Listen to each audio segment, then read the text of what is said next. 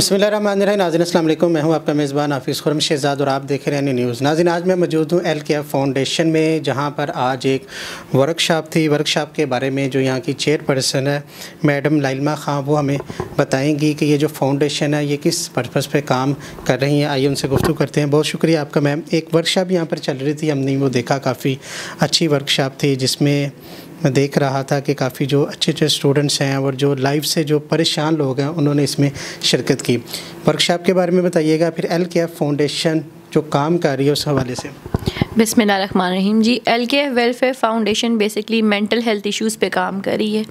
ये हमारा एक प्रोजेक्ट है, वर्कशॉप्स की सीरीज़ है कि आओ बात करें, कम्युनिकेट करें, ताकि लोगों तक आसानियाँ हम फराहम कर सकें। बेसिकली LKF वेलफेयर फाउंडेशन में हमारा मकसद है कि जो बच्चे, स्टूडेंट्स या जो ऐसे हैं सफ़ेद पोश लोग जो बहुत एक्सपेंसिव थेरेपीज़ नहीं अफोर्ड कर सकते, उन्हें नॉमिनल चार्जेस पे वही फैसिलिटीज़ प्रोवाइड की जाएँ। ठीक है, मैं बाय प्रोफेशन काउंसलर हूँ और हलीमा बीबी जिन्होंने कंडक्ट किया है वो माशाल्लाह साइकोलॉजिस्ट हैं, सीनियर क्रिमिनल साइकोलॉजी हिप्नोथेरेपिस्ट हैं। और LKF वेलफेयर फाउंडेशन की बुनियाद मैंने अपने बेटे अवाब महमूद की वजह से लगाई, क्योंकि वो डायग्नोज हुआ से आज से 10 साल बल्कि आज से 12 साल पहले ऑटिज़म से। और सुबह जो LKF वेलफेयर स्कूल है वो अंडर प्रिविलेज बच्चों के लिए यूनिफॉर्म की सहूलियात और थेरेपीज़ फ्री प्रोवाइड करता है। ठीक है, हमारे पास 20 से 25 बच्चे हैं इस टाइम, और हम मंथली फ्री कैंप करते हैं। हर मंथ हम फ्री कैंप करते हैं। ओवरऑल पाकिस्तान पंजाब में अब तक हम 7000 पेशेंट्स देख चुके हैं डिफरेंट कैंप से। मकसद ये है कि शाम में हमने क्लिनिक बनाया जिससे फ़िज़ियो का और जिस्मानी और जहनी अमराज को कवर करें। ये हमारा मकसद है कि लोग के वसाइल की कमी की वजह से उनका इलाज रह ना जाए और उनकी खुददारी भी मजरू ना, और सफ़ेद तोश तबके को उस लेवल पे हम प्रोवाइड अच्छा चीज़ कर सकें जो उनकी पॉकेट्स पे बोझ ना बन सके। अच्छा मैम, हमने ये देखा ये जो फिज़ियोथेरेपी है, यहाँ जो मेंटल बच्चे हैं अगर इनका हम इलाज करवाना जाए जो सरकारी हॉस्पिटल में जाते हैं, जैसे चिल्ड्रन हॉस्पिटल है, तो वहाँ पर एक तो पैसे का तो ज़िया होता है, उसके अलावा इंसान के वक्त का भी ज़िया बहुत ज़्यादा हो जाता है। तो यहाँ पर ये अगर प्राइवेट हॉस्पिटल की सहूलत मिल जाए, इतने अच्छे उनको वो डॉक्टर मिल जाए, तो उसमें ये है कि ये काफ़ी एक्सपेंसिव नहीं हो जाता है कि यहाँ फिर आप वहाँ उनको फ्री इलाज मुहैया करते हैं। जो अफोर्ड नहीं कर सकते उनको हम फ्री। और एक चीज़ मैं आपको ऐड करूँगी कि गवर्नमेंट भी अपना रोल प्ले बहुत अच्छा कर रही है, लेकिन गवर्नमेंट के ऊपर लोड ही इतना ज़्यादा है। अगर हम जैसे लोग उनका लोड शेयर करते हैं तो इसमें कोई बुराई नहीं है। और यहाँ पे जो अंडर प्रिविलेज्ड हैं, यानी जो बेचारे नहीं अफोर्ड कर सकते, उनको फ्री देखा जाता है। और जो अफोर्ड ज़्यादा नहीं कर सकते उनको, मैंने आपको बताया, बड़े मुनासिब उनके साथ चार्ज किया जाता है ताकि सबको सहूलत मुस्तफ़ीद हो सके। That's it. अच्छा, ये जो एक जिस तरह हम नॉर्मल हैं, इस तरह जो बच्चे हमसे जो चंद कदम पीछे रह जाते हैं, इनको क्या नाम है टाइम देना, इनको जो डॉक्टर ने देखना, ये एक खिदमत खलक भी है। तो आप जो लोगों को प्रोवाइड कर रही हैं, ये खिदमत खलक भी कर रही हैं, तो इसमें फ़ंडिंग कौन कर रहा है? साथ में अपने आप से ये कर रहे हैं? फ़ंडिंग अल्लाह ताला करा रहा है। फ़ंडिंग माशाल्लाह मेरी फैमिली, मेरे हस्बैंड, उनके दोस्त और माशाल्लाह डोनर्स हैं जो मेरे क्लास फेलोज़ हैं, मेरी टीचर्स हैं, एजुकेशनिस्ट हैं। देखिए, तिनका दरिया बनता है। ये अल्लाह ताला से तिजारत कर रहे हैं, इसमें फ़ंडिंग खुदा खुद मतलब मनसूबुल इसबाब है और सबब बनाता है। और अभी गवर्नमेंट से माशाल्लाह ये रजिस्टर्ड है, NOC है इसकी, लेकिन अभी तक हमने कोई इंटरनेशनल फ़ंडिंग नहीं ली। लेकिन मैं चाहती हूँ कि लोग एक एक बच्चे की कफ़ालत भी पकड़ें, तो 20 बच्चों के कफ़ील एक एक बंदा बनता है, तो अल्लाह खैर करेगा इंशाअल्लाह ताला।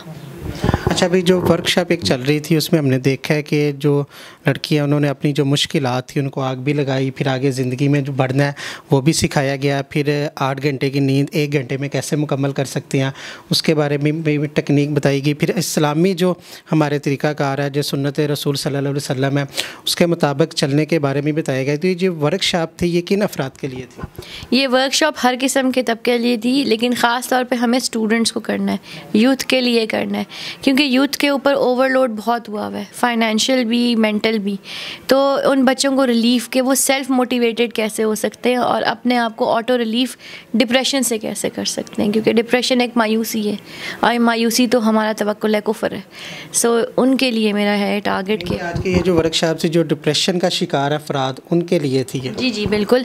मैं बाय प्रोफेशन काउंसलर हूँ, वो क्लिनिकल साइकोलॉजिस्ट हैं हलीमा। तो हमारा मकसद है कि जिनको थेरेपीज़ चाहिए या जिनको है वो एंजाइटी डिप्रेशन के लिए हमसे रब्ता कर सकते हैं।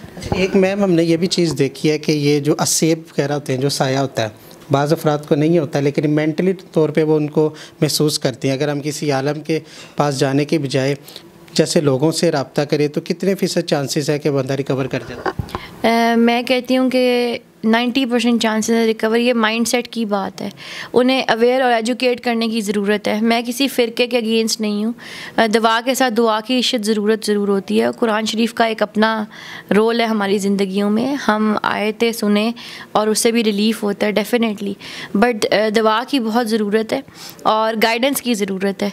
ये सिर्फ गेम ऑफ नर्व्स होता है, तो हम 90% मुझे यकीन है कि माशाल्लाह मुस्तफ़ीद होते हैं लोग। लास्ट में देखने वाले को आप कोई टोटका देना चाहें जो डिप्रेशन का शिकार है, वो अपनी लाइफ को कैसे बढ़ा सकते हैं ताकि वो आपके पास आए?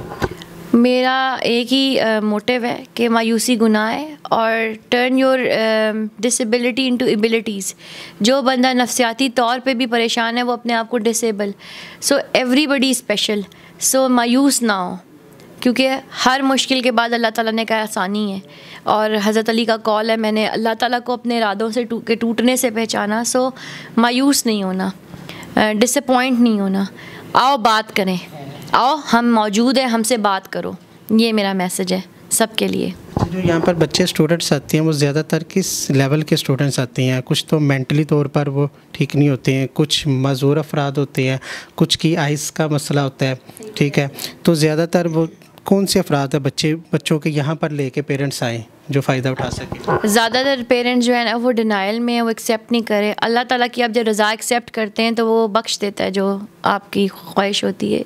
और मेरा ख्याल है यहाँ पे मुख्तलिफ़ किस्म के बच्चे आते हैं, बहुत सारे स्लो लर्नर्स भी आते हैं और नफ्सियाती बच्चे भी आते हैं। 5 to 7 डिसेबिलिटीज़ के साथ लोग यहाँ आते हैं। शाम में हमारे पास फ़िज़ियोथेरेपिस्ट भी आते, फ़िज़ियो के लिए भी लोग आते हैं, और नफ्सियाती तौर पे अडल्ट्स भी आते हैं शाम के क्लिनिक पे, जिनको जहनी तौर पे कोई डिप्रेशन या कोई स्पीच थेरेपी के लिए लोग आते हैं, बिहेवियर थेरेपी के लिए आते हैं और ऑक्यूपेशनल थेरेपी के लिए भी आते हैं। सो मुख्तलिफ़ किस्म के लोग यहाँ पर अप्रोच करते हैं और हम सभी स्पेशल हैं। हम सब की ज़िंदगी में हम सबको कभी ना कभी मुश्किलात का या मायूसी का सामना करना पड़ता है। तो डिप्रेशन कोई ऐसी बात नहीं है, कोई मोहलिक चीज़ नहीं है कि जिसे आप एड्रेस ना कर सके। That's it. बहुत शुक्रिया। थैंक यू, जज़ाक। जी मैडम हलीमा मेरे साथ मौजूद हैं जो डिप्रेशन का शिकार अफराद हैं, उनके लिए आज वर्कशॉप थी, ये उनको स्पीच कर रही थी। काफ़ी हद तक इन्होंने उनको डिप्रेशन से उन स्टूडेंट्स को निकाला है। तो ये बहुत मुश्किल काम है। किस तरह आप ऑब्ज़र्व करती हैं कि ये लड़का जो इतना, ये बच्चा है या ये शादीशुदा अफराद इतने डिप्रेशन का शिकार है, तो इसको मैंने ये लेक्चर प्रोवाइड करना है या इस्लामी तरीक़ाकार से इसके मैंने ज़हन को निकालना है, किस तरह आप? अच्छा, असल में ये है कि मेरा ना जो एक्सपीरियंस हो चुका है तकरीबन 18-19 साल का हो चुका है, तो इसलिए आपको पता है जब इंसान ज़्यादा वर्कआउट करता है किसी काम पे तो उसकी ऑब्जर्वेशन ज़्यादा हो जाती है। तो मुझे जब कोई शख्स मेरे पास आता है तो पहले तो हमारी ऑब्जर्वेशन ही होती है, लेकिन उसके बाद होता है कि हमारे पास कुछ टेक्निकल होते हैं, फार्मूलेज होते हैं। जैसे डिप्रेशन को एड्रेस करने के लिए BDI होता है, उसको हम BDI बोलते हैं। जैसे बुखार चेक करने के लिए थर्मामीटर होता है, BP चेक करने के लिए BP ऑपरेटर होता है। इस तरह से हमारे भी कुछ टेस्ट होते हैं जिससे हमें आइडिया होता है कि ये बंदा डिप्रेशन में है, एंग्जाइटी में है, फ्रस्ट्रेटेड है या स्ट्रेस में है, जो भी उसको आगे, या फियर में किसी चीज़ का है।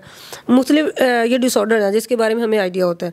जब हमें पता चलता है तो फिर उसी के बारे में उसको गाइड किया जाए। बेसिकली जो आज वर्कशॉप थी, इस वर्कशॉप को ना ये हिप्नोसिस एंड NLP के थ्रू ये दोनों थेरेपीज़ हैं जिनके थ्रू मैंने सिखाया बच्चों को कि वो अपने आप को स्ट्रेस आउट कैसे कर सकते हैं, फ्रस्ट्रेशन से कैसे बाहर निकल सकते हैं, जिनको डिप्रेशन है वो उसको रिमूव कैसे कर सकते हैं, अपनी नॉर्मल लाइफ में कैसे जा सकते हैं। तो उसमें मैंने 4-5 टेक्निक एक ही टाइम पे करवाई ताकि बच्चे जो वर्कशॉप में आए हैं कम से कम उनको फ़ायदा हो जाए। बिकॉज मेरे पास वर्कशॉप में आने वाले जो ज़्यादातर बच्चे थे ये स्टूडेंट थे और साथ साथ अपनी लाइफ को भी लेकर आगे चल रहे थे। तो जो आज की यूथ है ना, मेरे हिसाब से वो ज़्यादा स्ट्रेस में है क्योंकि इनके पास इलेक्ट्रॉनिक मीडिया ज़्यादा है, इस वजह से इनके पास स्ट्रेस बहुत ज़्यादा होता है। इसलिए फिर मैंने इस वर्कशॉप के अंदर ये ज़्यादा चीज़ें इसको इंक्लूड किया था। अच्छा, स्टूडेंट्स को तो एक टेंशन होती है, जॉब की टेंशन होती है, फिर जो शादीशुदा अफराद हैं आजकल महंगाई की उन्हें है, रोज़गार की है, बेरोज़गारी बहुत ज़्यादा है। तो ये दोनों को किस तरह आप मैनेज करती हैं कि ये मसलन कि एक बंदे के पास रोज़गार ही नहीं है, वो मेंटली तौर पे डिप्रेशन का शिकार है, तो वो किस तरह निकलेगा, अपने रोज़गार के लिए जाएगा? अच्छा, इसमें ये है कि डिप्रेशन की कुछ होती हैं, स्टेजेस होती हैं, ठीक है, माइल्ड, मॉडरेट एंड सीवियर।